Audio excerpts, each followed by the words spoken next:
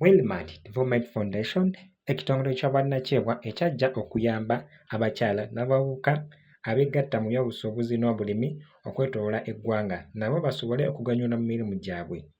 Mate agamba nti abalimi abasinga be beereetera ebizibu bye bayitamu nga bakola emirimu gyabwe nga nabe yenna ava ku butakola kunoonyereza kumala ku ngeri ez'enjawulo ze beenyigiramu.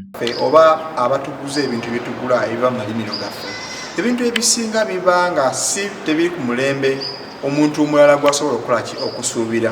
Ng'ate osanga wano abamaama ne bataata bano abatera okubeera mu butaala abasinga baba nga tebamanyi wawe bateekeddwa kufuna buyambi okusinziira engeri ebintu gye babikwatamu. Ono agamba nti bangi ku balimi bakozesa eddagala erifuuyira eritali lya mutindo ekiviiriddeko ebimera byabwe okwonooneka wamu n'okukuuma omutindo ekikolwa ekibafiiriza ensimbi ennyingi.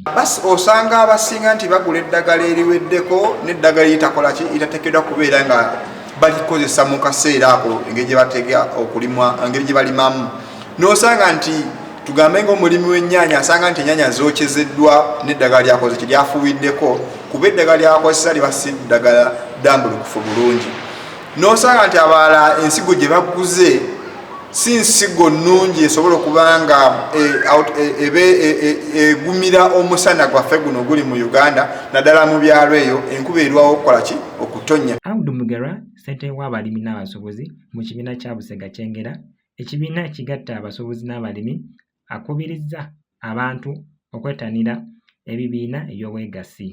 Kya Busega Kyegeebwa twakitandikawo okusookera ddala n'omulamwa gwa busuubuzi kubanga bw'omanyi nti ffe tuli basuubuzi mu katale nga twasanga obuzibu mu nkolagana yaffe n'abantu oboolyawo abasuubula abalima okuva mu bitundu eby'enjawulo. Bo abamu ku basuubuzi mu katale k'e Busega batubuulidde ku bimu ebibasoomooza. Ekigambo okwekolera kintu kikulu.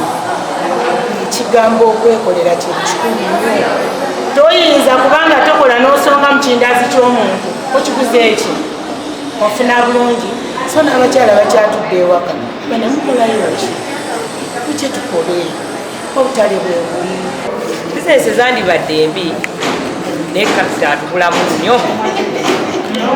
Twagala bongera otusomesa ne bannaffe abasinga okwongera otuyambako